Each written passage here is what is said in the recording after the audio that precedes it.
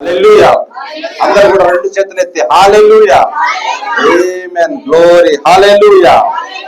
సరే, పరిశుద్ధ గ్రంథము నుండి ప్రకటన గ్రంథము 3వ అధ్యాయము 21వ వచనము.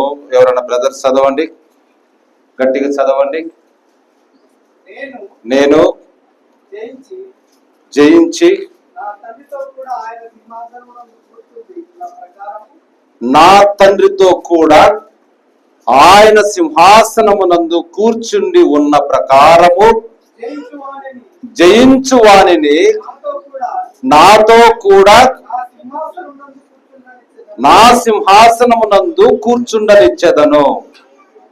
ఇంకా చివరిగా సంఘములతో ఆత్మ చెప్పుచున్న మాట చెవిగలవాడు వినుగాక. ఆమేన్. అందరు తీసుకున్నారా? మరొకసారి చూడండి. ప్రకటన గ్రంథము 3వ అధ్యాయము 21వ వచనములో ఏమని మనం చదువుకున్నాం? నేను జయించి నా తండ్రితో కూడా ఆయన సింహాసనమునందు కూర్చుండి ఉన్న ప్రకారము జయించు వానిని నాతో కూడా నా సింహాసనం నందు కూర్చుండనిచ్చెదను.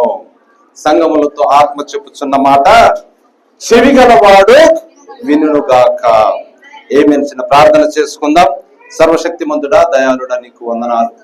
గొప్ప దేవుడు తండ్రి, ఈ మధ్యాహ్న కాలం ముందు ప్రభువా, అయా నీ పునరుద్ధాన దినము ప్రభువా, నీ సన్నిధానం ఈ రీతిగా కూడియుట గొప్ప భాగ్యమైనది. నీ నడిపింపు వలన మేము ఇక్కడికి వచ్చిన్నాము నాయన. మమ్మల్ని అందరినీ ఆశీర్వదించావు, ఇంకను బలపరిచావు నా తండ్రి.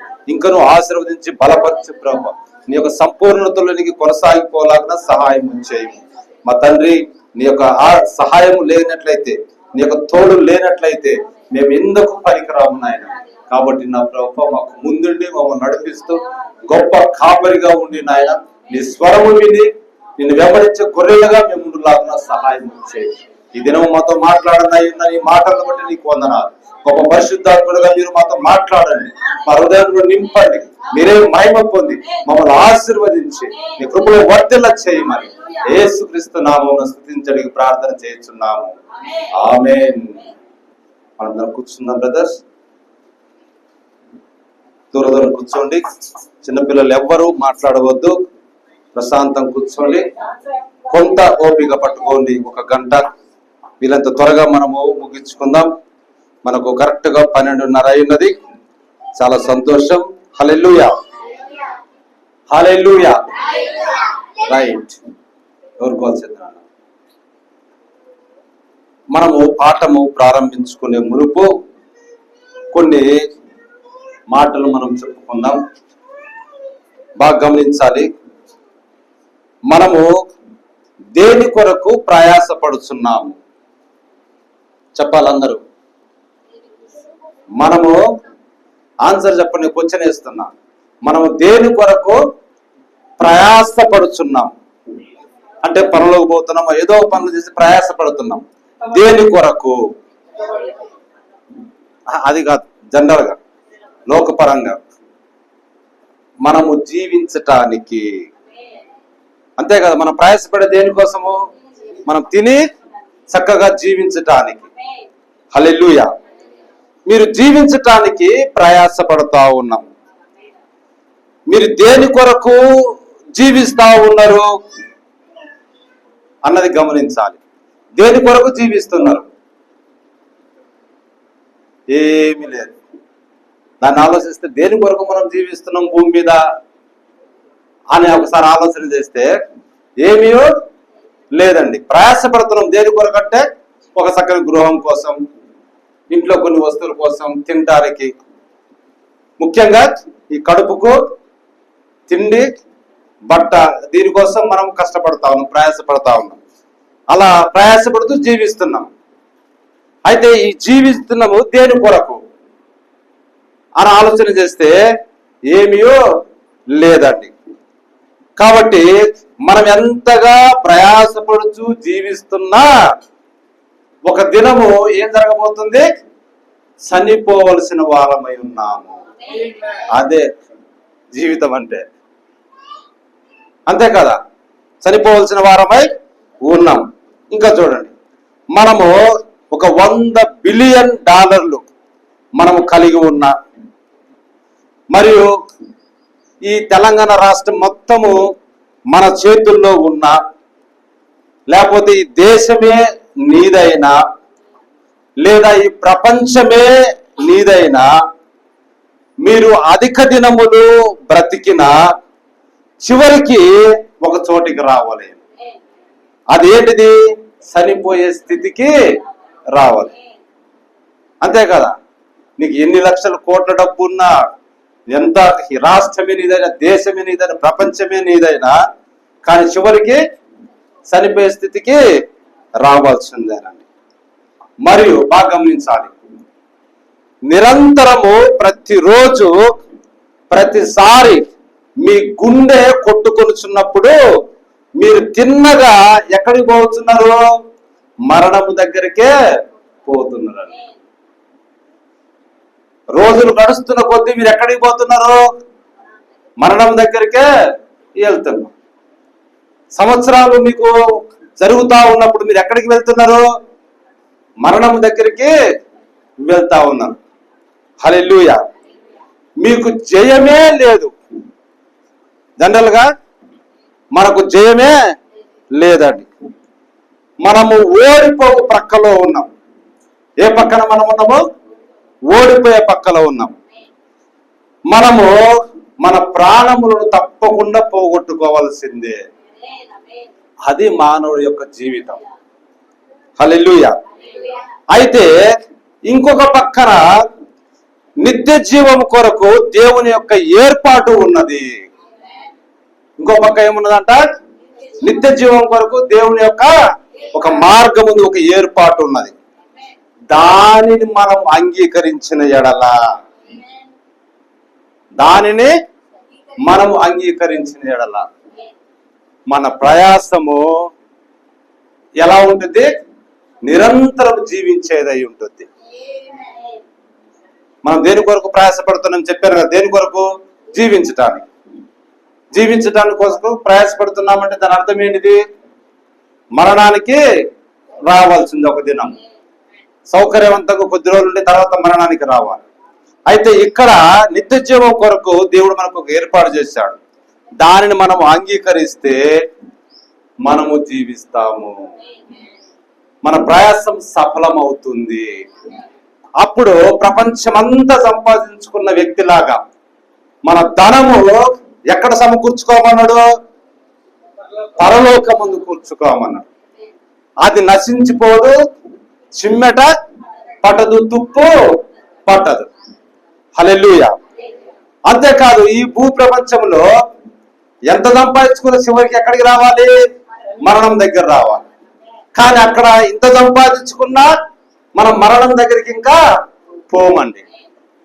ఆల్రెడీ మనకు నిత్య జీవం అనేది దేవుడు దయచేస్తా ఉన్నాడు. ఆమేన్. హల్లెలూయా.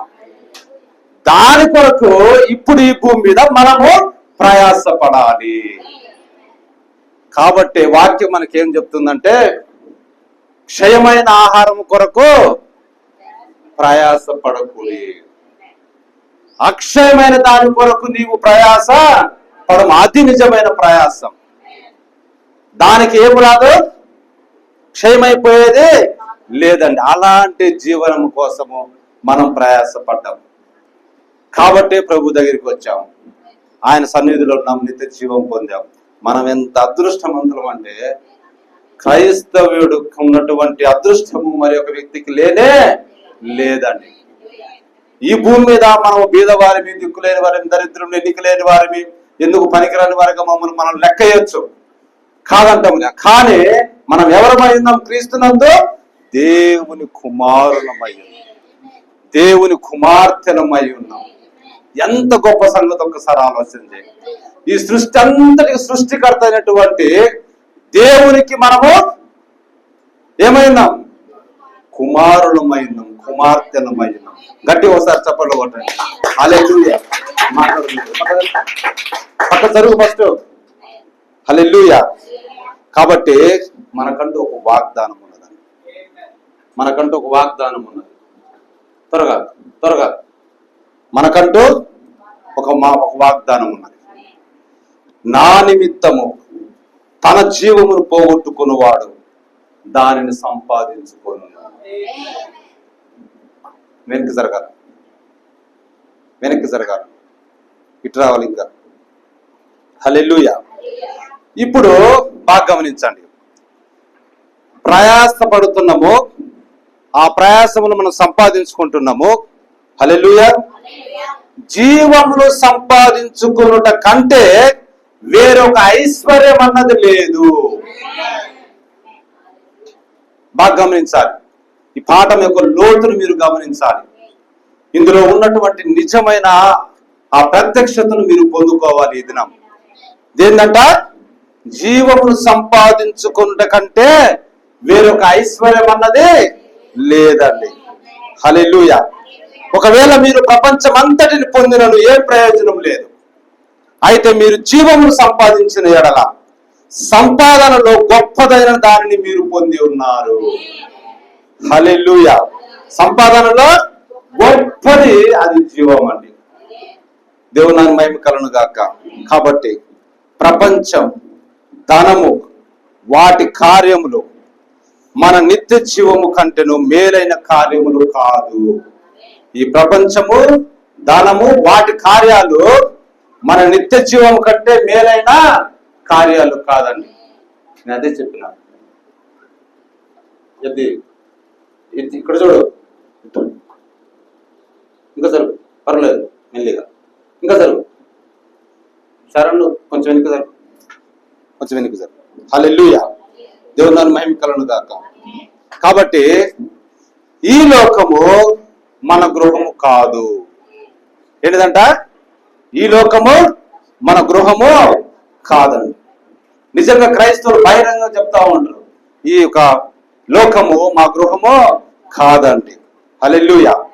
ఇది మన నివాస స్థలము కాదు. మన యొక్క రాజు అంటే యేసుక్రీస్తు వచ్చి ఒక రాజ్యమును స్థాపించబోతున్నాడని మనం ఎదురు చూస్తున్నాము. ఆమేన్. హల్లెలూయా. దేవుని మహిమ కలుగును గాక. హల్లెలూయా. కాబట్టి ఒకవేళ ఇప్పుడు మనం చనిపోయినా ఎంతో ధన్యులమై ఉన్నాము.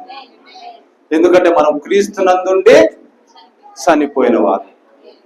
ఇంకొకటి, అలా చనిపోయిన వారు చాలా విశేషమైన వారు. ఎటువంటి వారు? చాలా విశేషమైన వారండి. ఎందుకంటే ఆ యొక్క రాకడలో, మొదటి పునరుత్థానములో ఎవరు మొదట బయటకు వస్తారు? క్రీస్తునందుండి చనిపోయిన వారు మొదట బ్రతుకుతారండి. హల్లెలూయా.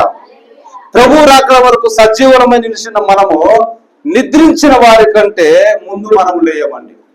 మనం ముందు మార్పు చెందేది వాళ్ళు. కాబట్టి క్రీస్తునందుండి మృతి చెందిన వారు ఎంతో ధన్యులు, వారు విశేషమైన వారు. వారే మొదట లేస్తారు, వారు సజీవులైతారు. చూడండి, అప్పుడు బ్రతికి ఉన్నవారు శరీర మార్పు చెంది వారితో కలిసి ప్రభు సన్నిధానానికి మనం ఎత్తబడుతా ఉన్నాం. హల్లెలూయా. కాబట్టి దేవుని యొక్క బూర ఆ శబ్దము చేయనప్పుడు మరియు క్రీస్తునందు మృతి పొందిన వారు మొదట లేచెదరు. అప్పుడు మన కన్నులు మన ప్రియులను చూచుచున్నప్పుడు ఒక క్షణములో, రెప్పపాటులో మనం మార్పు చెంది వారితో కూడా ఒక్కడిగా కలిసికొని మనము పైకి ఎత్తబడుదుమండి. హల్లెలూయా. దేవుని మహిమ కలుగును గాక. కాబట్టి ఇంతటి ధన్యత ఒక క్రీస్తులోనే ఉన్నది. ఆ విధంగా ప్రభు మన పక్షముగా జయించి ఉన్నాడు. హల్లెలూయా. ఇప్పుడు మన పాఠంలోనికి మనం వద్దాం. ఏమని చదువుకున్నాం? నేను జయించి నా తండ్రి సింహాసనం నందు కూర్చున్న ప్రకారము, చూడండి, జయించువాడు నా సింహాసనం నందు కూర్చుండనిచ్చెదను. ఆమేన్. హల్లెలూయా. ఇప్పుడు చూడండి, జయించువాడు నా సింహాసనం నందు కూర్చుండనిచ్చెదను. అలాగైతే మనము ఎలాగ జయించగలము? ఆయన జయించాడు, తండ్రి సింహాసనం ముందు కూర్చున్నాడు, మనల్ని జయించమన్నాడు. ఒకవేళ జయిస్తే ఆయన సింహాసనం నందు కూర్చుండని ఇస్తానంటాడు. హల్లెలూయా. ఇప్పుడు ఆయన ఎక్కడున్నాడు? ఒక సింహాసనమే, తండ్రి సింహాసనం అది. ఈయన వెళ్ళి ఎక్కడ కూర్చున్నాడు? అదే సింహాసనం కూర్చున్నాడు. జయించిన వారి మీద మనం వెళ్ళి ఎక్కడ కూర్చుంటున్నామో అదే సింహాసనం ముందు కూర్చుంటున్నాం. ఆమేన్, హల్లెలూయా. అంటే క్రీస్తులు ఒక్కటవుతున్నాము. మనము శరీరం అయి ఉన్నాము, ఆయన శిరస్సు అయి ఉన్నాడు. అప్పుడు శరీరము ఒక్కటి. హల్లెలూయా. ఆ ఒక్క సింహాసనం నందు మనము కూర్చుంటున్నాము, ఆయనలో ఏకమై. హల్లెలూయా. కాబట్టి దీనిని ప్రసంగించాలని నేను కోరుకుంటా ఉన్నా. నేను ఎలా జయించగలను? దీనిని మనం ఎన్నుకుంటా ఉన్నాం. హల్లెలూయా. కాబట్టి మన ఉద్యమము ఎప్పుడు ఆరిపోకుండా చూసుకోవాలని. చూడండి, ఉద్యమం మన ఆత్మను ఎంతో ప్రోత్సహిస్తా ఉంటుంది. దేవుని నన్ను మహిమ కలను గాక. రే అలాంటి చేయదు, ఆటలాడదు. ఇటు తిరుగు, దీన్ని కూడా సక్రమంగా ఉన్నాడు. హల్లెలూయా. చూడండి, మన ఉద్యమమును మనం అట్లే ఉంచుకొనవలయును, విడవకుండా ప్రతిరోజు దానిని పునరుద్ధరించుకొనవలయును. ఎలా అంటే పౌలు భక్తుడు చెప్తా ఉన్నాడు, క్రీస్తు తనలో జీవించులాగున అతడు ప్రతిదినము చనిపోతున్నాడు. అదే చెప్తా ఉండు, నేను దినదినము క్రీస్తు కొరకు చనిపోతా ఉన్నాను. అప్పుడే క్రీస్తు నాలో దినదినము జీవించగలడు. ఆమేన్, హల్లెలూయా. కాబట్టి మనము ఈ స్థితిలోనికి వచ్చినప్పుడు ఎప్పుడు ఉజ్జీవముగా మనం ఉంటాము. ఆమేన్, హల్లెలూయా. కాబట్టి మీరు ఆ రక్షణ ప్రణాళికను మీరు గమనించాలి, లేదా ఆ జయించే ప్రణాళికను మీరు గమనించాలని. నేను ఎలా జయించగలను? ఆయన జయించాడు, మనం జయించమని చెప్తా ఉన్నాడు.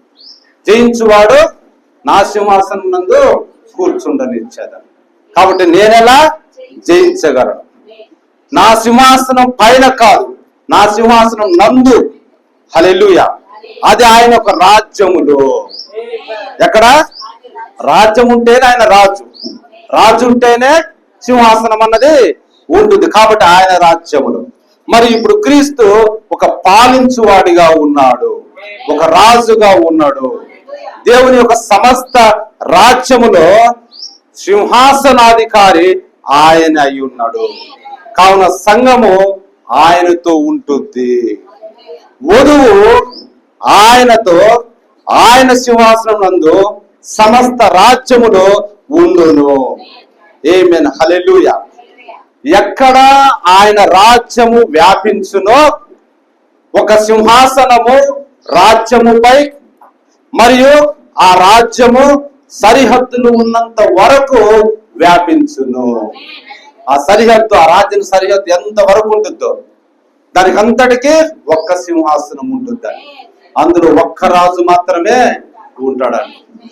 ఇప్పుడు మనం భూలోకంగా చూసుకుంటే ఈ తెలంగాణ సరిహద్దులు, అటు పోతే నాగార్జున సాగర్, ఇటు పోతే నిర్మల్, అటు పోతే ఆదిలాబాద్, లేకపోతే ఖమ్మం. చూడండి, ఇవన్నీ ఏంటివి? సరిహద్దులు. ఆ సరిహద్దుల వరకు ఈ తెలంగాణ రాజ్యం అన్నది ఉన్నది. దీనికి అంతటికి ఒక్క సింహాసనం ఉన్నది, ఒక్క రాజు ఉన్నాడు. అతనే ప్రస్తుతం మనకున్నటువంటి రేవంత్ రెడ్డి గారు. దేవుని మహిమ కలను గాక. హల్లెలూయా. అదే విధంగా మనము కూడా ప్రభు ఉన్నాడు. ఇప్పుడు దీన్ని మనం ధ్యానించుచుండగా జాగ్రత్తగా ఉండి, ఇక్కడికి అంటే మందిరముకు వచ్చుచున్నప్పుడు మనము ఒక విశేషమైన ఉద్దేశము కొరకు మనం ఇక్కడ ఉన్నాము. దేని కొరకు ఉన్నాము?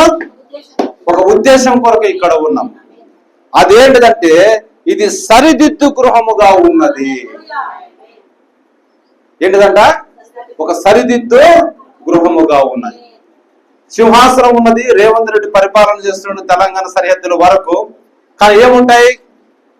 మనల్ని సరిదిద్దే శాసనాలు ఉంటాయి, సరిదిద్దే చట్టాలు ఉంటాయి, రోడ్డు ట్రాఫిక్ రూల్స్ అన్నవి ఉంటాయి. అదంతా ఏంటిది? ప్రజలను సరిదిద్దటానికి, వారి వారి కర్తవ్యాలను నిర్వర్తించటానికి. అప్పుడే రాజ్యం ఎట్లుంటుంది? సౌకర్యవంతంగా ఉంటుందండి. ఈ యొక్క సరిదిద్దు గృహము పరిపాలన అన్నది లేనట్లయితే ప్రజలు ఏమైపోతారు? అడ్డదిడ్డాలంగా పోతారు, తమ ప్రాణాల మీద తీసుకున్న అనేకులు చనిపోతారు. బాగా గమనించాలి.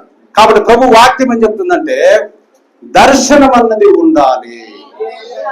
ఏముండాలి? దర్శనం అన్నది ఉండాలి. ప్రతి వ్యక్తికి కూడా ప్రభునంత ఒక గురి అన్నది ఉండాలి.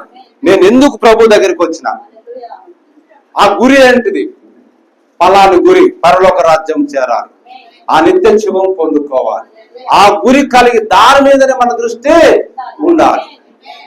కాబట్టి దర్శనం ఉన్న చోట ప్రజలు బాగుపడతారు, దర్శనం లేని చోట ప్రజలు చెడిపోతారని పరిశుద్ధ గ్రంథంలో మనకు ఉన్నది. కాబట్టి ఆ గురి అంటే దర్శనం అంటే అదే. కాబట్టి ఆ గురిని మనము కలిగి ఉండాలి. కాబట్టి ఇది ఒక సరిదిద్దు గృహముగా ఉన్నది, అది సింహాసనం అయి ఉన్నది. ఇది దేవుని యొక్క సింహాసనము మరియు న్యాయ తీర్పు దేవుని యొక్క గృహము నుండి బయలు వెళ్ళును. ఎక్కడి నుంచి ఈ యొక్క న్యాయ తీర్పు అనేది వెళ్తుంది? సింహాసనం నుండి ఆయన కూర్చొని గ్రంథములో తెరవబడతా ఉంటాయి. అప్పుడు తీర్పు జరుగుతుంటుందని మనం చూస్తున్నాం. హల్లెలూయా, దేవుని మహిమ కలుగును గాక. కాబట్టి ఇక్కడే మనం ఒక్కటిగా వచ్చేదము, ఒకరిపై ఒకరు ప్రేమతో కూడేదము. ఏలైనగా క్రైస్తవులు మాత్రమే ప్రేమించుదురు. ఎవరంట? క్రైస్తవులు మాత్రమే ప్రేమించుదురు. ఇప్పుడు బాగా గమనించాలి, ఇటు తిరగాలి. చూడండి, కొంతమంది పిల్లలను పాడు చేశారు, ఆడపిల్లలను, లేదా కొంతమంది మగ పిల్లలను కొంతమంది చంపారు. ఈ క్రైస్తవులు కాని వాళ్ళు ఏమని కోరుకుంటున్నారో తెలుసా? నా కొడుకుని ఈ విధంగా చేశారు, లేకపోతే నా పాపని ఈ విధంగా చేశారు, కాబట్టి ఇంకొకరికి జరగకుండా వారికి ఉరిశిక్ష వేయాలి, లేదా వాళ్ళ నడురోడ్డు మీద కాల్చి సంపలని స్టేట్మెంట్లను మనం చూస్తూ ఉంటాం. కానీ మన బ్రదర్ ప్రవీణ్ కుమార్ గారు చనిపోయినప్పుడు ఆయన భార్య ఏమన్నది? ఆయన భార్య ఏమన్నది? క్షమించమని అడిగి. ఎందుకు? ఆమెకు క్రైస్తవురాలు కాబట్టి ఆమె ఏం చేస్తున్నది? ప్రేమిస్తున్నది ప్రజలను. మన గ్రహం గారు ఒరిస్సాలో ఆయన యొక్క ముగ్గురు పిల్లలు, ముగ్గురా వారిని సజీవ దహనం చేసినప్పుడు ఆమె ఎక్కడో ఆస్ట్రేలియాలో ఉండే స్త్రీ ఆ చంపిన వాళ్ళందరినీ ఏమని పిలిచింది? క్షమించుకొని ప్రభు ప్రార్థన చేసింది. వారిని తగలబెట్టండి, లేకపోతే వారిని కాల్చివేయండి, లేకపోతే శిక్ష వేయండి అని ఆమె ఎన్నడూ కోరుకోలేదండి. ఎందుకు? ఆమెకు క్రైస్తవురా. కాబట్టి ప్రవక్త చెప్తాడు, ఏలైనగా క్రైస్తవులు మాత్రమే ప్రేమించుదురు. ప్రేమలు అన్ని దాగి ఉన్నాయండి. హల్లెలూయా. మనము పరిశుద్ధాత్మ నాయకత్వం కింద ఉన్నాము. దేని కింద ఉన్నాం మనము? పరిశుద్ధాత్మ నాయకత్వం కింద. కాబట్టి పరిశుద్ధాత్ముడు మన మధ్యలో ఈ దినము ఉన్నాడు. ఎందుకంటే ఆయన నామమును మనం ఇద్దరు ముగ్గురము కూడి ఉన్న స్థలము హల్లెలూయా. కాబట్టి మనము మాట్లాడుకున్నటువంటి ఈ చదవబడినటువంటి ఈ లేఖనము ఏ కాలములో ఉందంటే, నేను జయించి నా తండ్రి సింహాసనం నందు కూర్చున్న ప్రకారం జయించువాడు నా సింహాసనం నందు కూర్చుని తన మాట ఎక్కడ ఉందంటే లవోదికే సంఘ కాలములో ఉన్నది. ఎక్కడ ఉన్నది? లవోదికే సంఘ కాలములో ఉన్నది. ఈ లవోదికే సంఘ కాలములో పరిశుద్ధాత్మ కదలాడుచుండగా ఒక గద్దింపు అవసరమై ఉన్నది. లవోదిక సంఘమునకు ఒక గద్దింపబడవలసిన సమయం ఇది. ఏలయనగా అది క్రీస్తుకు భిన్నముగా ఉన్నందువలన అది క్రీస్తును బయట పెట్టి ఉన్నది. ఈ సంఘం ఎట్లా ఉందంట? క్రీస్తును బయట పెట్టి ఉన్నది. ఈ లవోదిక సంఘంలో మనం ఆ మాట చూడగలం. ఎవడైనను తలుపు తీసిన ఎడల నేను వాని వద్దకు వచ్చేదనన్న మాట ఈ లవోదిక సంఘ కాలంలో ఉంటుంది. అంటే సంఘంలో ప్రభువు లేడండి. అలాంటి దుర్భరమైన ఈ లవోదిక సంఘ కాలంలో మనం ఉన్నాం. ప్రభువును తమ హృదయంలో నుంచి అందరూ బయటకు తీసివేశారు. అయితే ఆయన ప్రేమ స్వరూపుడై ప్రతి ఒక్కరిని మళ్ళీ తడతా ఉన్నాడు. అంటే వాక్యం ప్రకారం మనం జీవించటం లేదు, అదే ప్రభు బయట ఉన్నది. ఆయన ఏం చేస్తున్నాడు? మళ్ళీ వాక్యంతో నిన్ను తడతా ఉన్నాడు. వాక్యాన్ని నీ హృదయంలోకి తీసుకో, నీ తలుపన్న హృదయంలోనికి తీసుకో, అప్పుడు నువ్వు జీవిస్తావు. నేను నీతో భోజనం చేస్తావు, నువ్వు నాతో భోజనం చేస్తావు. అప్పుడు నువ్వు జయించిన వాడు అయితే నువ్వు నా సింహాసనం ముందు కూర్చుంటావు. హల్లెలూయా, దేవుని నన్ను మహిమ కలుగును గాక. కాబట్టి ఈ కాలంలో క్రీస్తు వెలుపలనున్నాడు, తిరిగి లోపలికి వచ్చి నువ్వు ప్రయత్నం చేస్తా ఉన్నాడు. అది ప్రేమ.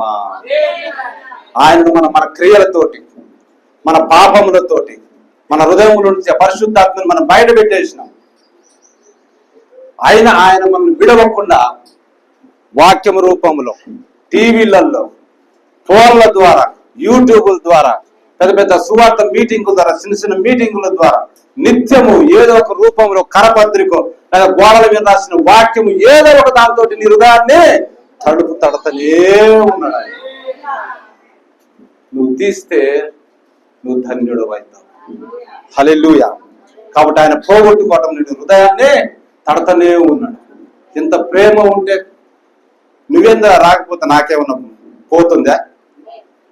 నీ హృదయం నుంచి నన్ను బయట తీసేస్తే నష్టపోయేది ఎవరు? నీవే కదా. నాకేం పట్టిందని చెప్పేసి ప్రభు వెళ్ళిపోయింటే, ప్రభు వెళ్ళిపోతే నీ బతికేమవుతుంది? కానీ ఆయన ఆ విధంగా చేయటం లేదని, తన పిల్లలు ఎంత తప్పు చేసినా కోపడి దండించి మళ్ళీ దగ్గరికి తీసుకున్నాడు. అదే ప్రేమ. ఆయన మళ్ళీ తడతనే ఉన్నాడు. తన సొంత గృహమునకు వెలుపల అతడు పెట్టబడిన పిదప తిరిగి లోనికి వచ్చేందుకు ప్రయత్నించు మరియు చెప్పుచున్నాడు, తలుపు ఎవరైతే తెరుచుదురో అతని లోనికి నేను వచ్చేదను. ఆమేన్. హల్లెలూయా. ఇంతకుముందు మనము సొలొమోను పాట పాడినట్టుగా, హృదయం అనేది తలుపు నొద్ద యేసునాథుడు నిలిచి ఏం చేస్తున్నాడు? తడుతా ఉన్నాడు. అది లౌకిక సంఘకాలం, అంటే మన సంఘకాలం. మనం జీవిస్తున్న ఇదే కాలములో చాలా మంది ప్రజల హృదయాల నుంచి ప్రభువు బయటికి నెట్టేసామండి మనం. ఎందుకంటే మనకు లోక ఆశలు ఎక్కువగా ఉన్నవి. ఇప్పుడు చూడండి, మనం జీవించుతున్న ఈ కాలమును చూసేద్దాం. ఇది అన్ని కాలముల కంటే గొప్పదైన కాలము. ఈ లౌకిక సంఘకాలం అన్ని సంఘకాలముల కంటే గొప్పదైన కాలము. ఎందుకనగా ఇది కాలముల యొక్క ముగింపులోనికి వెళ్ళుచున్నది. ఇది చివరి కాలం అండి. అంతము రాబోతున్నటువంటి కాలం మనం అని చెప్తా ఉంటాం. ఇది కాలముల ముగింపుకు వస్తున్నటువంటి కాల సమయం. హల్లెలూయా. మరియు నిత్యత్వంలోనికి వెళ్ళబోయే సమయం ఇది. ఆమేన్. హల్లెలూయా. కాబట్టి అంతేకాదు, ఇది ఒక భయంకరమైన పాపపు కాలము. ఈ కాలం ఎట్లున్నది?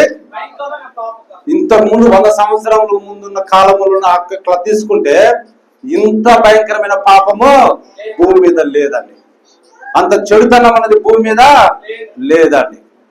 కానీ ఈ లౌకిక కాలములో ఇప్పుడున్నంత పాపం రకరకాలుగా అది విస్తరించి ఉన్నది.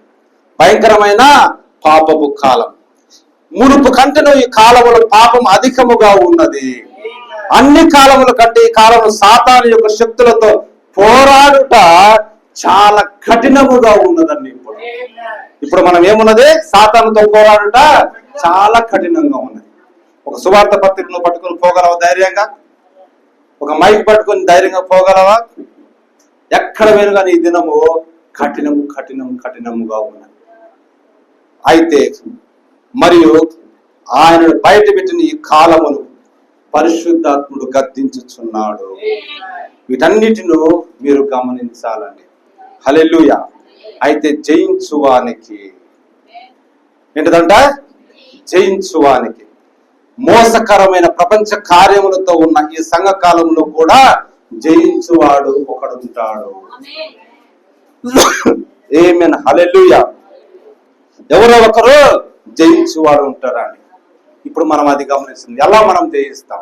నేను ఎలా జయించగలను? దేవునికి ఎల్లప్పుడూ జయించువాడిని ఆయన కలిగి ఉన్నాడు. ప్రతి కాలమందును ఆయనకు జయించు ప్రజలు ఉండేది. ఎల్లప్పుడూ ప్రతి సమయమునందును ఒక్కొక్క కాలములను భూమిపై ఉండు జనులలో సాక్షిగా తన హస్తములను వారిపై పెట్టుటకు గాను భూమిపై దేవునికి ఎల్లప్పుడూ ఎవరో ఒకరు ఉందురు. ఆమేన్, హల్లెలూయా. దేవునికి జయించే వ్యక్తులు 100% ఉన్నారండి. ఆయా కాలంలో ఒక్కరు గాని, ఇద్దరు గాని, ముగ్గురు గాని, ఎంతో చిన్న సంఖ్యలో పర్వాలేదు కానీ ఉన్నారు. హల్లెలూయా. దేవుని మహిమ కలుగును గాక. ఇప్పుడు మనము ఉదాహరణ చూసుకుందాం. జలప్రలయమునకు ముందు, ఎప్పుడు జలప్రలయమునకు ముందు లక్షల జనులు ఉన్నప్పటికీ జయించిన వారు 8 మంది. ఎంతమంది? జయించిన వారు 8 మంది. లక్షల మంది అప్పుడు ప్రజలు ఉన్నారు కానీ జయించిన వారు ఎంతమంది? 8 మంది. హల్లెలూయా. జయించిన ఆ 8 మంది వారు నిజముగా నిష్కలంకముగా జయించిరి. ఎట్లా జయించారంట? నిజముగా నిష్కలంకముగా జయించారు. అక్కడ నోవాహు 3 కుమారులు మరియు వారి భార్యలు, మరి నోవాహు అతని భార్య. మిగతా లక్షల మంది ఏమైనారు? జయించలేకపోయారు. హల్లెలూయా. చూడండి, సరైన సమయంలో ఆ ఓడలో ప్రవేశించిన వారు 8 మంది మాత్రమే జయించిరి. ఏంటంట చెప్పాలి, పిల్లలు ఎవరు మాట్లాడుతున్నా? అవే వద్దని చెప్పింది. జయించిన వారు ఏంటంట? 8 మంది. సరైన సమయంలో ఓడలో ప్రవేశించిన వారు ఈ 8 మంది అండి. చూడండి, వారు ఏ విధంగా దాన్ని చేయగలిగారు? ఎలా జయించారు? నేను ఎలా జయించగలను అంటే ఇక్కడ అర్థం మనకు దొరుకుతుంది, ఇక్కడ ఆన్సర్ మనకు దొరుకుతా ఉంది. వారు ఎట్లా జయించారు? వారు దేవుని వాక్యములకు చెవి యొగ్గిరి. అదే విజయం అండి. అదే విజయం అండి. ఏంటిది దేవుడు చెప్పింది? జల ప్రళయంతో 40 దినములు 40 రాత్రులు ప్రచండ వర్షమును నేను కురిపించి ఈ లోకంలో ఉన్నటువంటి మనుషులను, జంతువులను, పక్షులను, ప్రాకు పురుగులను వాటన్నిటిని కూడా నాశనం చేస్తున్న, చంపివేస్తా ఉన్నా. మీరు బ్రతకాలంటే ఒక ఓడను చేయి, నేను చెప్పిన కొలతల ప్రకారము చేయి, దానిలో నేను చెప్పినట్టుగా నువ్వు ప్రవేశించు, అప్పుడు నీవు జీవిస్తావు. ఆ వాక్యానికి, ఆ మాటకు వారు చెవినొక్కారు. వారు ద్వారములకు వెలుపల పట్టబడలేదండి, ద్వారములకు లోపల వారు పెట్టబడి ఉన్నారు. హల్లెలూయా. ఎట్లా జయించారంటే సింపుల్. ఏంటిది? దేవుని వాక్యమునకు చెవి యొగ్గుట. అది జయించటం అంటే. ఇప్పుడు తెలుసుకున్నామా? నేనెలా జయించదును? యేసుక్రీస్తు ఒక శరీరధారిగా వచ్చాడు మనలాగా. బాగా గమనించాలి, మనలాగానే శరీరధారి, శరీర ఆశలు ఇవన్నీ ఉంటాయి. మరి ఆయన ఎట్లా జయించాడు? దేవుడు చెప్పిన లేదా తండ్రి చెప్పిన మాటను బట్టి ఆయన జీవితము నడిపాడు. అదే వాక్యానికి లోబడి ఉండుట. ఆ విధంగా ఆయన జయించాడు. ఆమేన్, హల్లెలూయా. దేవుని మహిమ కలుగును గాక. కాబట్టి ఇప్పుడు క్షుణ్ణంగా ఆలోచించండి, ఎట్లా జయిస్తాం చెప్పండి? ఎలా జయిస్తాం? ఎట్లా జయిస్తాం? ఆ వాక్యమునకు లోబడి చెవి యొగ్గుట, వాక్యం ప్రకారము జీవించుట. ఆమేన్, హల్లెలూయా. ఇప్పుడు చూడండి, మీరు ఇంకను బుద్ధిహీనముగా ఉన్న ఎడల శీఘ్రముగా లోపలికి ప్రవేశించాలి. చూడండి, ఆ తలుపు మూయబడే సమయము వస్తున్నది, ఓడ తయారైపోయిన సమయము వచ్చి ఉన్నది. కాబట్టి ప్రభు చెప్తున్నా, ఈ దినం మీరు లోపలికి వెళ్ళండి. ఎవరైతే చెవి ఎక్కున్నాడో వారందరూ దాని లోపలికి వెళ్ళిన తర్వాత ఆ తలుపును ప్రభువే మూసేశాడంట. ఆమేన్, హల్లెలూయా. ఆ కిటికీని ప్రభువే మూసేశాడని. ఇక నేను తీసిన తలుపును ఎవడైనా తీయగలడా? ఆయన తెరిచిన తలుపును ఎవడైనా మూయగలడా? ఎవడికి అసాధ్యం. హల్లెలూయా. దేవుని మహిమ కలుగును గాక. కాబట్టి మనం ఇంకా బుద్ధిహీనముగా ఉంటే క్రీస్తులోనికి రాకుండా ఉన్నట్లయితే అతను శీఘ్రముగా లోపలికి ప్రవేశించాలి, అతి త్వరగా. ఎందుకంటే ఏ క్షణములోనైనా ద్వారం మూయబడే సమయంలో మనం ఉన్నాము అంటే ఎత్తబడే సమయంలో మనము ఉన్నామండి. ఇంకా బుద్ధిహీనముగా మనం ఇక్కడ కూర్చోటానికి వీలు లేదండి. దేవుని రాజ్యములో ఒకే శరీరములోనికి మనం అందరం బాప్తిసం పొంది ఉన్నాము, ఒకే ఆత్మీయ బాప్తిస్మము. హల్లెలూయా. కాబట్టి పరిశుద్ధాత్మ ద్వారా మీరు ఆ రాజ్యములో ఉన్నారు. మీరు జయించడం కదా ఒక్కటే మార్గము. జయించు వారందరూ చిందింపబడిన రక్తము కింద ఉన్నారు. ఏలయనగా మనకై మనము జయించలేమని, మనకై మనము జయించలేము. ఆయన మీ కొరకు జయించాడు కాబట్టి మనం విశ్రాంతి పొందుకుంటా ఉన్నాం. హల్లెలూయా. దేవుని మహిమ కలుగును గాక. ఇప్పుడు చూడండి, ప్రవక్త ఒక చక్కటి ఉదాహరణ ఇస్తా ఉన్నాడు. ఒక చిన్న బిడ్డ, ఎంత బిడ్డ? ఒక 5-6 నెలల బిడ్డ, లేకపోతే ఒక 7-8 నెలల బిడ్డ, పసిబిడ్డ ఉన్నది. హల్లెలూయా. బాగా గమనించాలి. ఎంత వయసు? వదిలేమ్మా, ఇక్కడ చూడాలి, ఇక్కడ చూడాలి, ఇక్కడ చూడాలి, చిట్టి ఇక్కడ చూడాలి. ఎంత వయసు? ఒక 7-8 నెలల పసిబిడ్డ ఉన్నది. ఇక్కడ చూడాలి, నాకెళ్ళి చూడాలి అందరూ. హల్లెలూయా. ఇప్పుడు ఆ పసిబాబుకు తను వేసుకునే ఒక చొక్కా ఇచ్చి పాప లేదా బాబు ఈ చొక్కాను నువ్వు తొడుక్కో అంటే ఆ చొక్కాను అతను తొడుక్కోగలడా? ఆ చొక్కాను ఆ పాప తొడుక్కోగలదా? ఆ చిన్న బిడ్డ పైకి కిందికి అన్ని విధంగా ప్రయత్నించుచుండును, కానీ ఆ చొక్కాను తొడుక్కోలేదు. హల్లెలూయా. ఇప్పుడు చూడండి, ఆ పసిబిడ్డ తన చేతులను తానుగా చొక్కా ఈ రంధ్రములలో చేతులు పెట్టలేదండి. ఎందుకంటే ఆ చొక్కా చేతులు ఎక్కడున్నాయో, ఈ చేతికి ఎక్కడున్నదో ఇలా వేసుకోవాలని ఆ పసిపాపకు తెలియదండి. కానీ నువ్వు ఇచ్చి వేసుకో అంటే ఆ పాప ఏమీ చేయలేదు.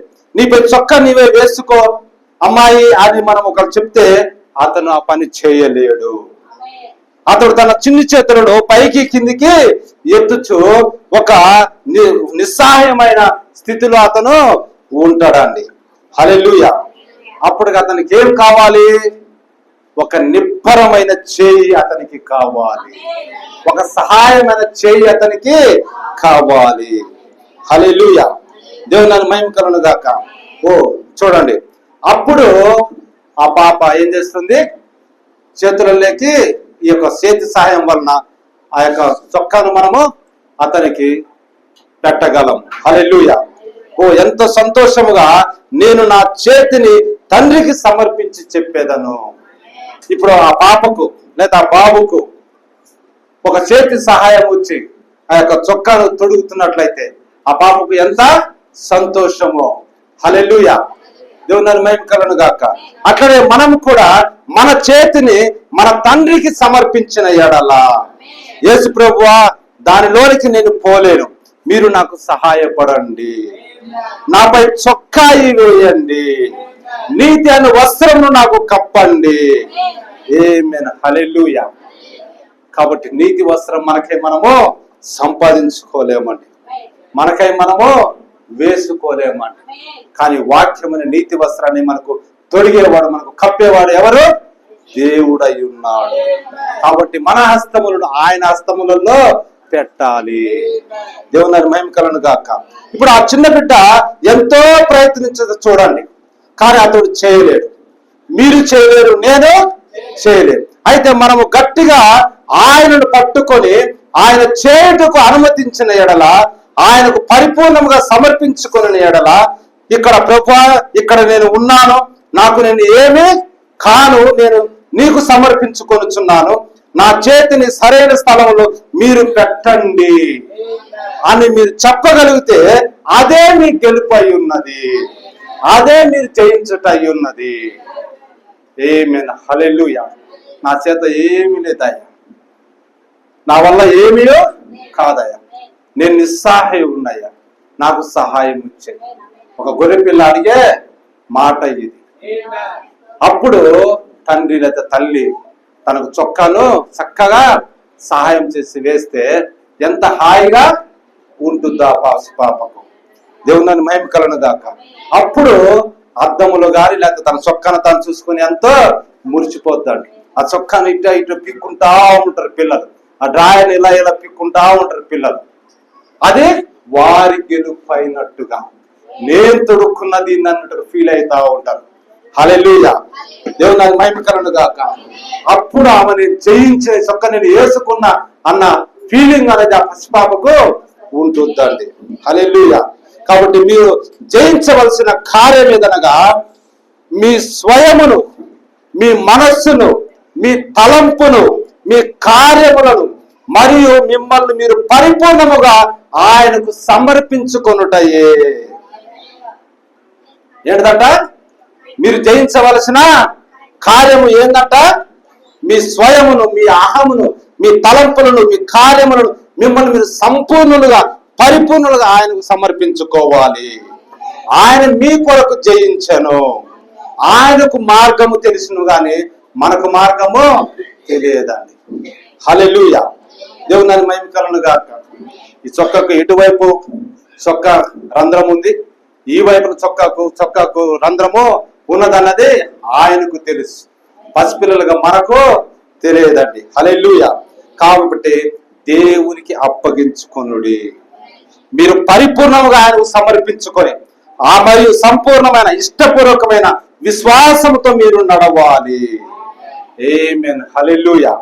ఒక సంఘ శాఖం నుండి ఇంకో సంఘ శాఖకు పోవటము కాదండి. ఇక్కడికి అక్కడికి పరిగెత్తుట కాదండి. ఇది అది చేయుటకు ప్రయత్నించుట కాదండి. హల్లెలూయా. అయితే మీరు దేవునికి సమర్పించుకొని ఆయనతో నడవాలి. సమాధానంతో, నెమ్మదితో, ఏ ఆటంకం లేకుండా ఆయనతో మనము నడవాలి. అదే సరైనది. ఆమేన్. హల్లెలూయా. హల్లెలూయా. ఊరుకున్నాను. దేవుని మహిమ కలుగును గాక. ఇప్పుడు నువ్వు చేయవలసిన ఒకే కార్యం, ఆయన వెళ్ళి చూడండి, మనం చేయవలసిన ఒకే కార్యం ప్రభు దగ్గరికి వెళ్ళి ఆయన చెప్పిన దాన్ని చేయుము. ఆమేన్. హల్లెలూయా.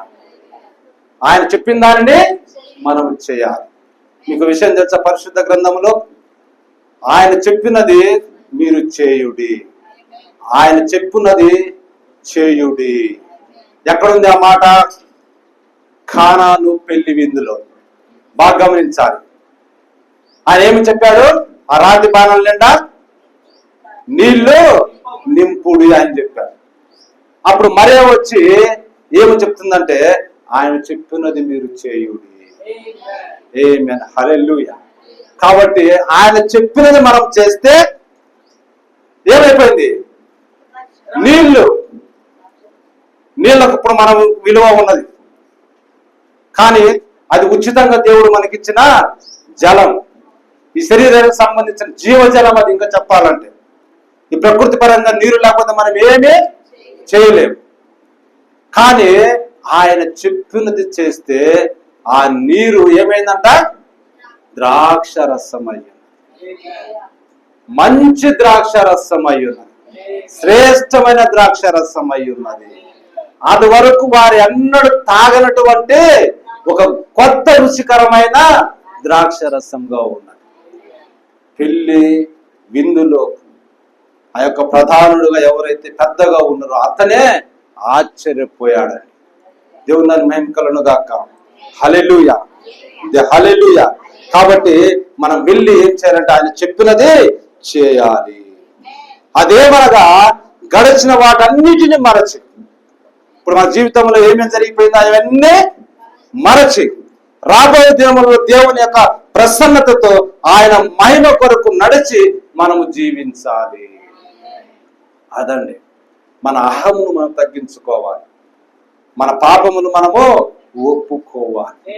ఆ గోడ వైపు తిరిగి అతను ప్రార్థన చేసినట్టుగా, తండ్రి పరలోకము వైపు నా కనులెత్తుటకైనను నేను అర్హత లేదు నాయన, నా పాపము క్షమించుడు. గోడ తట్టుకు తిరిగి గోడను పట్టుకొని నేల చూపులు చూస్తూ చేసిన ఆ చిన్న మాట, నన్ను క్షమించమని చిన్న మాట, ఆ ప్రార్థన గొప్పదని ప్రభువు చెప్తాం. ఆమేన్. హల్లెలూయా. కాబట్టి దేవుని ఎద్దుకు వచ్చువారు మొదట పరీక్షింపబడవలయును. దేనితో పరీక్షింపబడవలయును? వాక్యముతో పరీక్షింపబడవలెను. అదే దేవుని పరీక్ష. మీరు దాన్ని నమ్ముచున్నారా? ఆమేన్, హల్లెలూయా. దేవుని ఎదుకు వచ్చి వారు మొదట పరీక్షించబడవలెను. ఒక నిజమైన బిడ్డ పరీక్షించబడవలెనని అది చూపుచున్నది. మరియు పరీక్ష వచ్చినప్పుడు, మీరు ఒక శోధన వచ్చినప్పుడే మీరు ఎలా జయించగలరు లేకపోతే జయించలేరా అనే దాన్ని చూచుటకు ప్రభువు మీకు కొన్ని పరీక్షలు ఇవ్వబడతా ఉంటవి. కాబట్టి అబ్రహాముకు చెప్తా ఉన్నాడు, ఆయనే వాక్యం చెప్పున్నాడు, నీ కుమారుడి ద్వారా, నీ సంతానము ద్వారా, హల్లెలూయా, విస్తారముగా సంతానం ఇస్తాను. మరి అదే కుమారుని మళ్ళీ అదే వాక్యం ఏం చెప్తుంది? బలి ఇవ్వమంటుంది. ఇప్పుడు ఇతను చేస్తాడా చేయలేడా? నేను చెప్పిన దానికి తల ఒక్కి జయించగలడా జయించలేడా చూద్దామనే పరీక్ష అతనికి వచ్చిందండి. హల్లెలూయా. ఇప్పుడు మనం ముందు చెప్పుకున్న ఏ విధంగా జయించగలమో, ఆయన వాక్యమునకు లోబడి ఉండుట, ఆయన వాక్యమును నెరవేర్చుట జయించుట అయి ఉన్నది. ఆమేన్, హల్లెలూయా. కాబట్టి అబ్రహాము ఆ వాక్యానికి లోబడి ఉన్నాడు కాబట్టి అతను జయించాడు. హల్లెలూయా. అందరం కూడా ఒకసారి గట్టిగా చప్పట్లు, గట్టిగా చప్పట్లు, గట్టిగా చప్పట్లు. దేవుని మహిమ కలుగును గాక. కాబట్టి యేసు చెప్తా ఉన్నాడు, జయించు వానికి పరీక్ష. మీకు జరుగు పరీక్షలలో ఈ పరీక్ష చాలా గొప్ప కార్యము చేస్తుంది. ఎందుకంటే బైబిల్లో ఒక పరీక్ష వచ్చిందని అంటే దాని అర్థం ఏంటి తెలుసా? అమూల్యమైన బంగారము కంటెను మనకు కలుగు శోధనలు శ్రేష్టమైనవి అంట. అమూల్యమైన బంగారం కంటేను మనకు శ్రమ కలిగితే దానికంటే శ్రేష్టంగా మనము మన ప్రభు దృష్టిలో ఉంటా ఉన్నాం. దేవుని మహిమ కలుగును గాక. కాబట్టి ఇది పరీక్షింపబడు కాలము. మనము శోధించబడినప్పుడు దేవుడు మనతో ఉన్నాడన్నట్టు అది చక్కని నిదర్శనము. ఏంటిదంట? మనం శోధించబడినప్పుడు దేవుడు మనతో ఉన్నాడని ఒక చక్కటి నిదర్శనం అంటండి అది. హల్లెలూయా. ఇప్పుడు మీరు చూడండి, అబ్రహాము దేవుడు పరీక్షించాడు. అబ్రహాము దేవుడు పరీక్షించాడు. బలిపీఠం మీద నీ కొడుకును బలి ఇవ్వమన్నాడు. ఆయన అదే విధంగా చేయబోయాడు. హల్లెలూయా. ఆ కత్తి పైకి ఎత్తాడు. అప్పుడు దేవుడు ఆయనతో ఉండాలా లేదా? దేవుడితో ఆయన ఉండాలా లేదా? హల్లెలూయా. దేవుడు దాని మహిమ కలుగును గాక.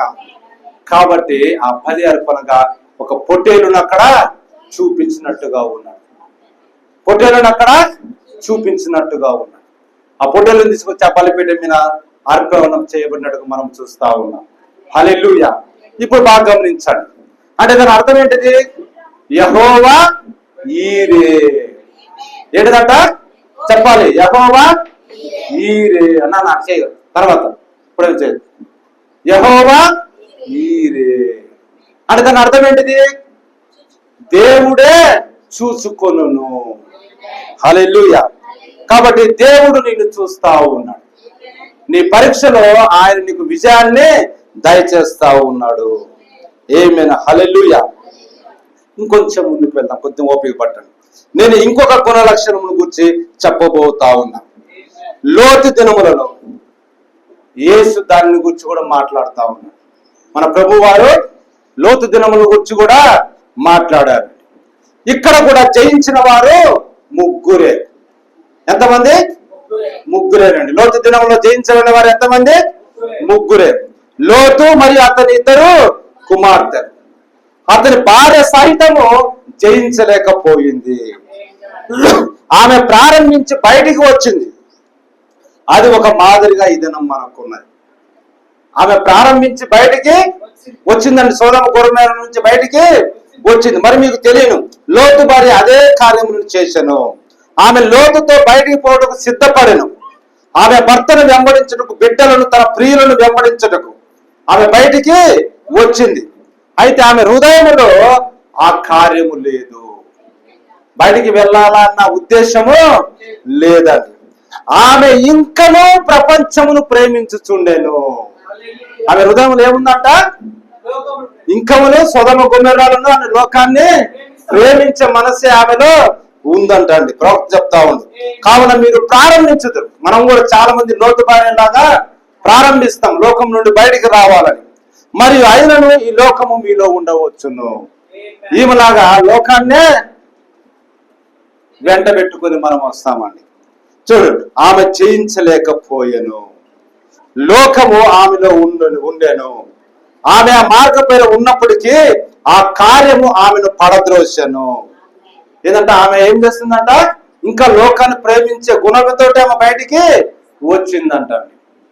కాబట్టి ఆ కార్యం ఏం చేసింది, ఆమెను పడగొట్టేసినది. ఇప్పుడు చూడండి, ఆమె హృదయం అనుకున్నదంట, కడసారిగా దీర్ఘమైన పెద్ద చూపు నేను ఎనిగి తిరిగి చూస్తా. ఏమనుకుందంట, ప్రభు ఏం చెప్పాడు, వెనుదిరిగి ఆ పర్వతం వైపుకు మీరు వెళ్ళేంత వరకు వెనుదిరిగి మళ్ళీ సొదొమ గొమొర్రాలను నువ్వు చూడవు. అది వాక్యం. ఇప్పుడు ఇవి జయించాలంటే ఏం చేయాలి, ఆ వాక్యాన్ని నెరవేర్చాలి, ఆ వాక్యానికి లోబడి ఉండాలి, ఆ వాక్యమునే ఆమె మనసులో పెట్టుకొని దాని ప్రకారం చేయాలి. అదే జయించుట. హల్లెలూయా.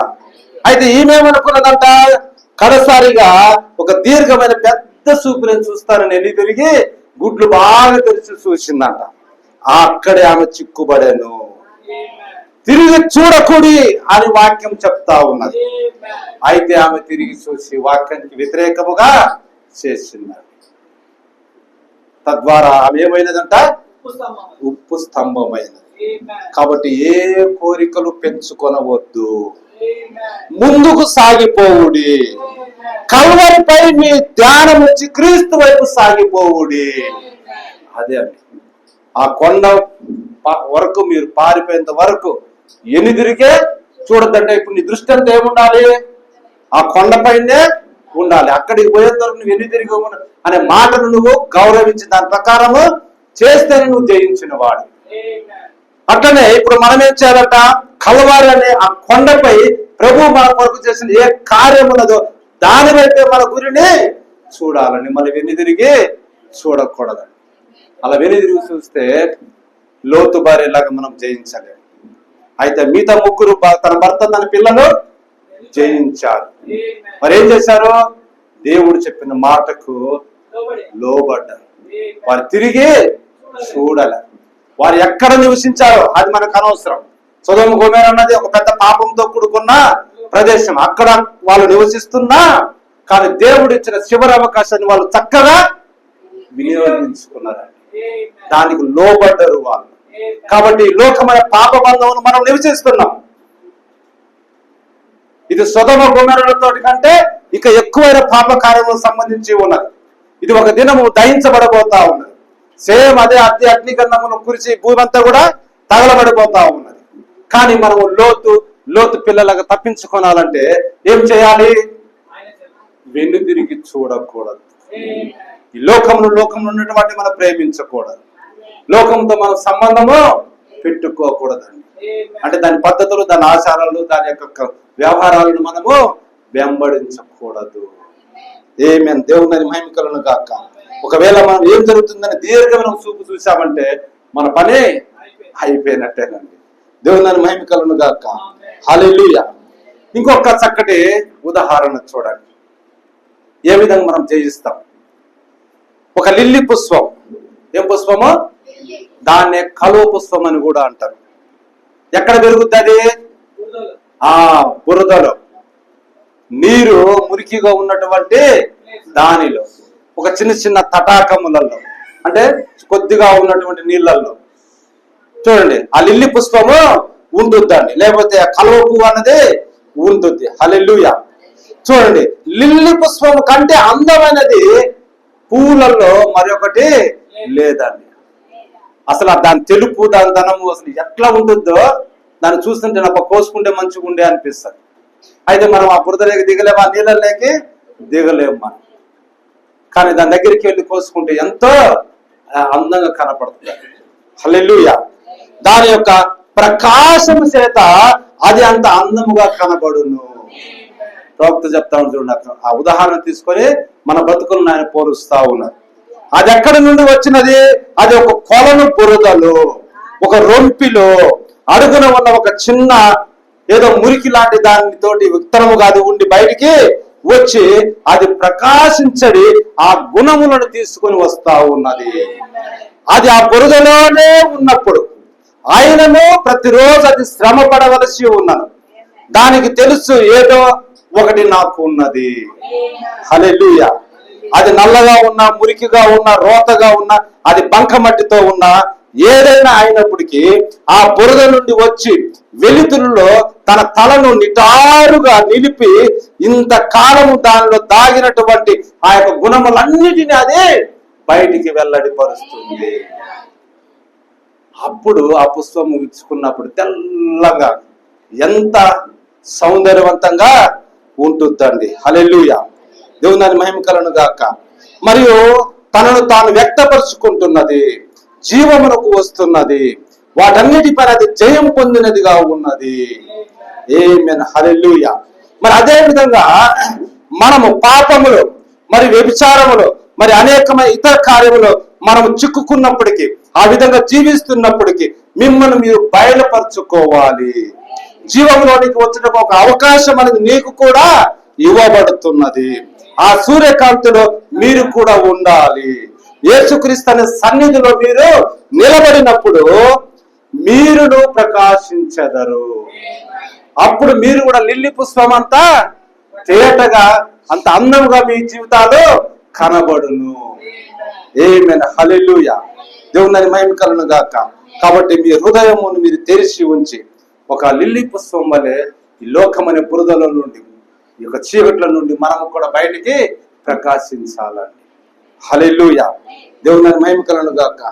కాబట్టి అతడు తన హృదయంను తెరిచి, హల్లెలూయా, కలువ ఎప్పుడైతే అది బయటికి వచ్చి ఆ ప్రకాశవంతంగా ఉంటుందో, ఇప్పుడు చూడండి, ఒక పువ్వులో ఏముంటుంది? ఏ పువ్వునైనా తీసుకోండి, పువ్వులో ఏముంటుంది? సువాసన ఉంటుంది, ఇంకా మకరందము అనే తేనె ఉంటుందండి. ప్రతి పుష్పములో ఒక తీయదనం అన్నది ఉంటుందండి. హల్లెలూయా. ఎప్పుడైతే ఈ కలువ ఆ బురదలో నుండి, ఆ నీటి నుంచి, ఆ మురికి నీటి నుంచి బయటకు వచ్చి తన యొక్క సౌందర్యాన్ని అంతటి, తన గుణ లక్షణాలన్నింటిని బయటకు చూపి ఎంతో అందముగా అది కనపడుతుంటుందో, అప్పుడు ఏమవుతున్నాయంట? అది ఎన్నో కీటకాలను ఆకర్షిస్తుంది. అట్లనే పాపంలో నుండి, ఈ యొక్క భూప్రపంచంలో ఉన్నటువంటి లోకంలో నుండి నువ్వు బయటకు వచ్చి క్రీస్తులో నువ్వు ప్రకాశించినప్పుడు ఆ గుణములను బట్టి ఎంతో మంది నిన్ను ఆకర్షిస్తా ఉంటారు, లేదా నువ్వు ఆకర్షిస్తా ఉంటావు వారిని. హల్లెలూయా. దేవుని మహిమ కలుగును గాక. అప్పుడు ఏం జరుగుతుందో ప్రభు చెప్తా ఉన్నాడు చూడండి. అప్పుడు తేనెటీగలన్నీ ఆ పుష్పం దగ్గరికి వస్తాయి, అందులో ఉన్నటువంటి మకరందాన్ని తీసుకుంటాయి. పిట్టలు, చిన్న చిన్న పిట్టలు, అవన్నీ కూడా సీతకొక చిలుకలు, అటువంటి అన్ని కూడా గొట్టంలాగా ఉన్నాయి, అవన్నీ కూడా దాని దగ్గరకు అందులో ఉన్నటువంటి తేనె మకరందాన్ని పీల్చుకుంటా ఉంటాయి. అంటే దీని ద్వారా అవి జీవిస్తున్నవి. కాబట్టే మనం చెప్తాము, నేను లోకమునకు వెలుగు అయి ఉన్నా. మరి మీరు వెలుగు అయి ఉన్నారు. క్రీస్తునందున్న వారు కూడా ఈ లోకానికి ఏమైనారు? వెలుగు అయినారు. మీరు వెలుగు సంబంధులు. కాబట్టి మీలో ఏముండాలి? క్రీస్తు యొక్క గుణగణములు మీలో కూడా ఉండాలి. ఆయన గుణగణములు ఈ దినం ప్రపంచంలో ఎంతమందిని ఆకర్షిస్తామని ఒకసారి ఆలోచన చేయండి. ఎన్ని కీటకాలైన మనుషులు ఆ యొక్క క్రీస్తు యొక్క గుణములను ఆకర్షిస్తామని ఒకసారి చూడండి. హల్లెలూయా. ఎవరైనా కానీ క్రీస్తు గురించి చెప్తున్నప్పుడు క్రీస్తు యొక్క ప్రేమ అద్భుతమైనదండి.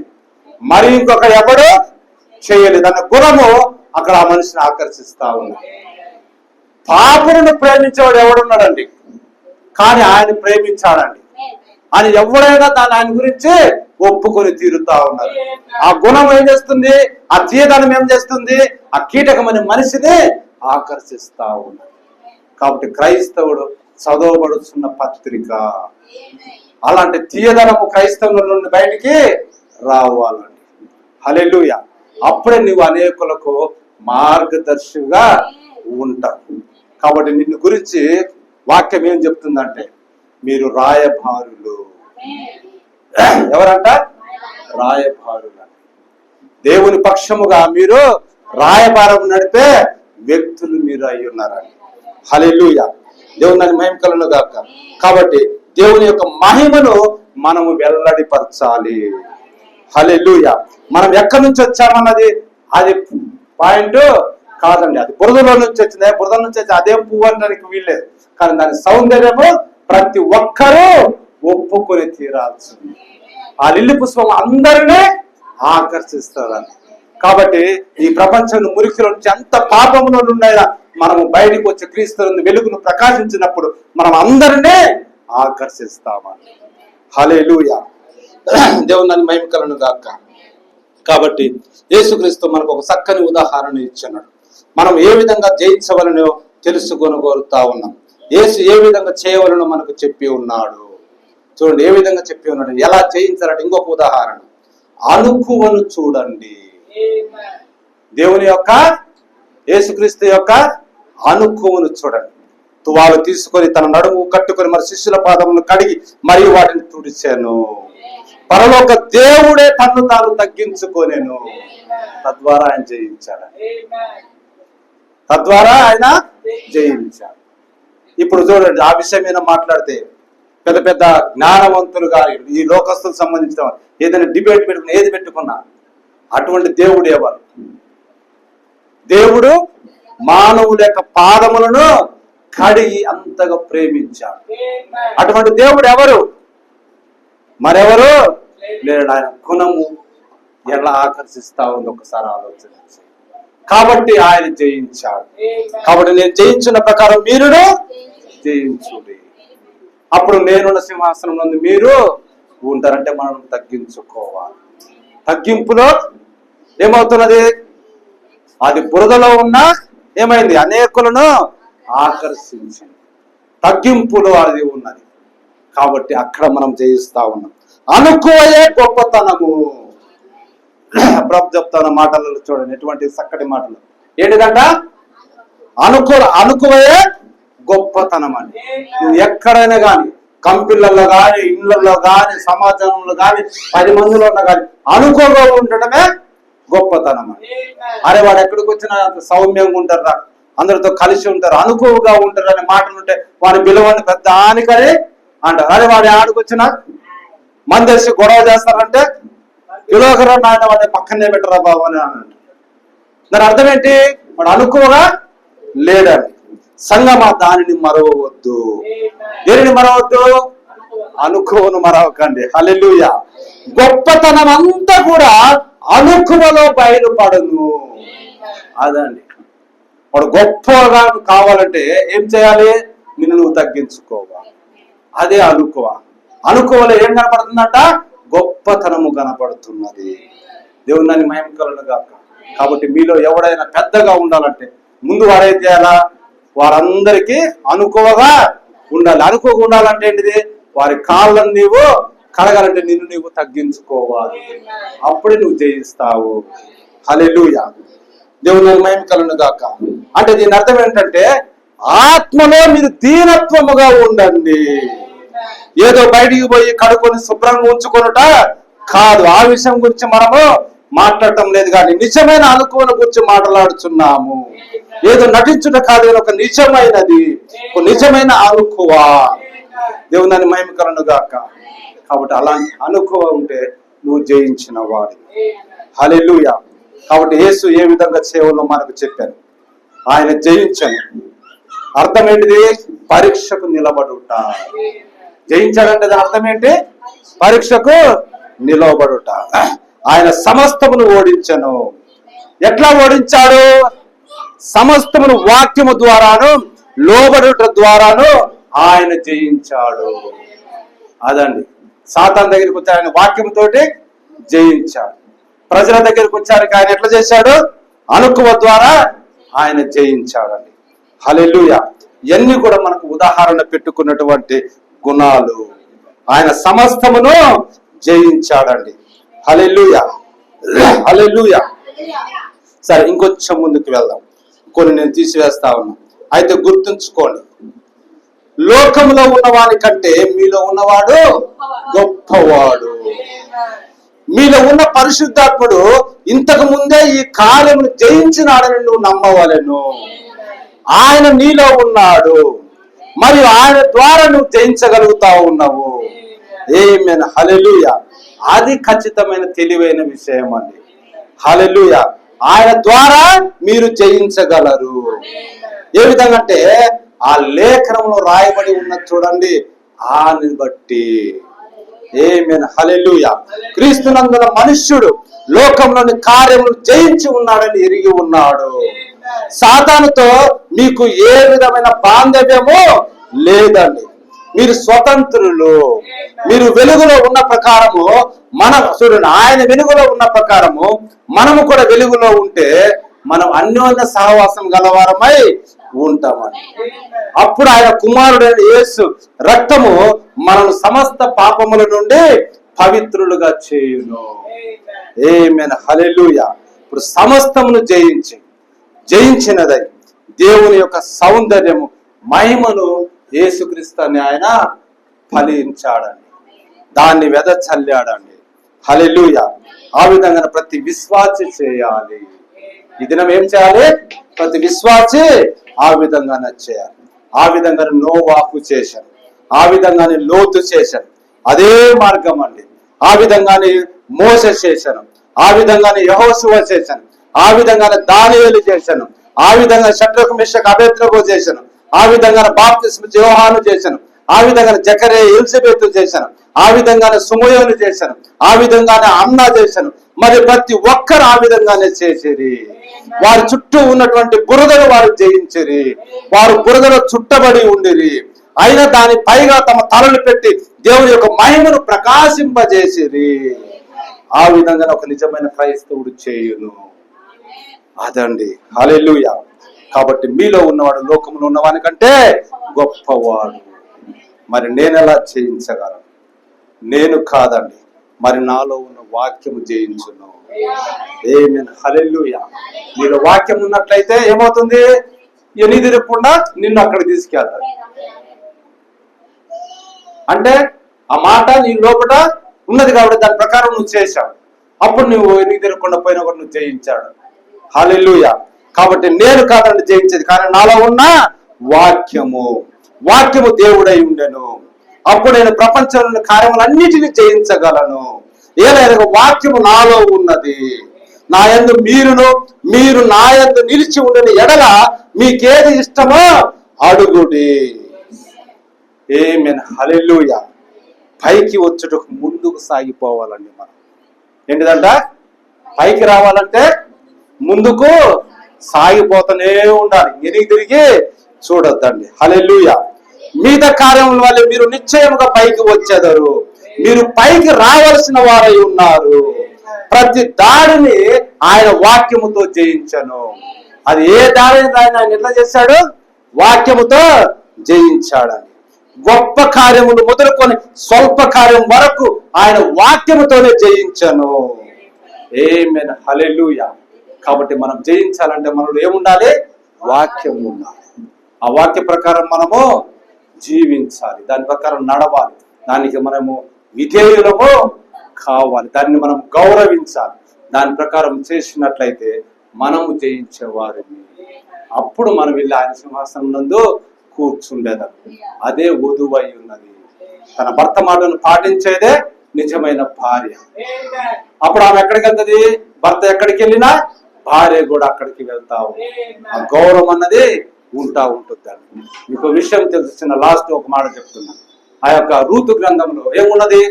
రాజు మరియు రాణి. రూతు లేనప్పుడు ఎవరెవరు ఉన్నారు? రాజు ఉన్నాడు మరియు రాణి ఉన్నది. అయితే రాజు ఏమన్నాడు?